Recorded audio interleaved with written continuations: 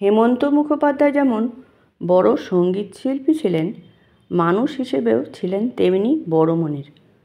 তার দরাজ গলার মতো তার হৃদয়ও ছিল প্রসারিত। সেই গুণে গুণান্বিত হেমন্ত মুখোপাধ্যায় বহু নতুন শিল্পীকে গানের জগতে জায়গা করে দিয়েছেন। তাঁর এই মনের পরিচয় কম বয়সেই প্রকাশ পেয়েছিল। অন্তরঙ্গ বন্ধুদের মধ্যে অন্যতম রামকৃষ্ণ মৈত্র যখন ইন্টারমিডিয়েট পরীক্ষা দেবেন, সেই সময় তার জল বসন্ত হয়। সেরে ওঠার মুখে দুর্বল শরীরে পরীক্ষা দেওয়ার দিনগুলোতে হেমন্ত মুখার্জি তাকে পরীক্ষা কেন্দ্রে নিয়ে যেতেন। দুটি পরীক্ষার মাঝে টিফিন খাওয়াতেন এবং পরীক্ষা শেষে বাড়িতে ফেরত আনতেন। বন্ধুপ্রীতির এই উজ্জ্বল নিদর্শন মানুষ হেমন্তর আর এক দিক উন্মোচিত করে। মহান শিল্পীদের প্রতি তার শ্রদ্ধাপূর্ণ ব্যবহারের অনেক দৃষ্টান্তের মধ্যে দুটি উল্লেখ করছি। 1974 সালের জুলাইয়ে সুরকার কমল দাশগুপ্ত ঢাকায় প্রয়াত হবার পর এখানে তাঁর স্মরণে কোনো অনুষ্ঠানের তেমন উদ্যোগ না দেখে হেমন্ত মুখোপাধ্যায় HMVতে এক স্মরণ অনুষ্ঠানের আয়োজন করেন। 1980 সালে এক সন্ধ্যায় রবীন্দ্র সদনে হেমন্ত মুখোপাধ্যায় ব্যক্তিগত উদ্যোগে কলকাতার তথা বাংলার সঙ্গীত অনুরাগীদের তরফে দেবব্রত বিশ্বাসের 50 বছরের সঙ্গীত জীবন উপলক্ষে এক সংবর্ধনা সভার আয়োজন করেন। কানায় কানায় পূর্ণ রবীন্দ্র সদন সেদিন প্রত্যক্ষ করেছিল এক সঙ্গীত শিল্পীর প্রতি আর এক সঙ্গীত শিল্পীর শ্রদ্ধা ও গুণমুগ্ধতা এবং হেমন্ত মুখোপাধ্যায়ের এক মরমী মনের পরিচয়।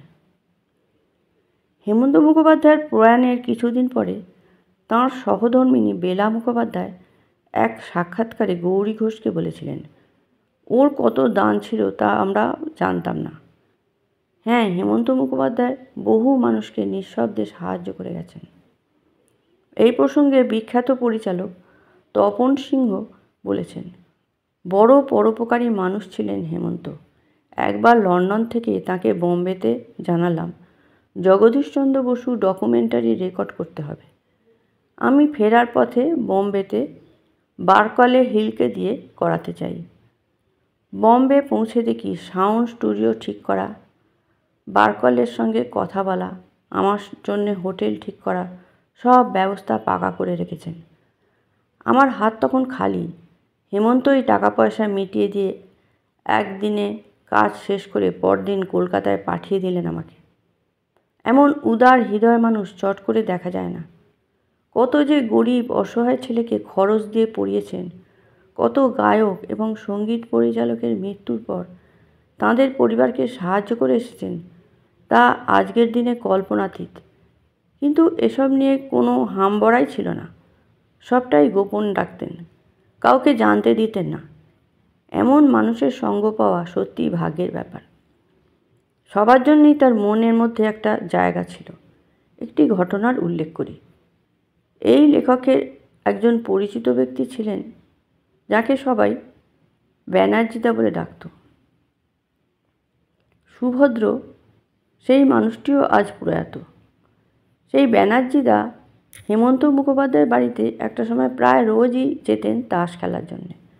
না, হেমন্ত মুখার্জি খেলতেন না, খেলতেন বেলা মুখোপাধ্যায় ও আরও কয়েকজন। ব্যানার্জিদা থাকতেন রাসবিহারী মোড়ের কাছাকাছি। অনেক দিন এমন হয়েছে খেলতে খেলতে রাত হয়ে গেছে।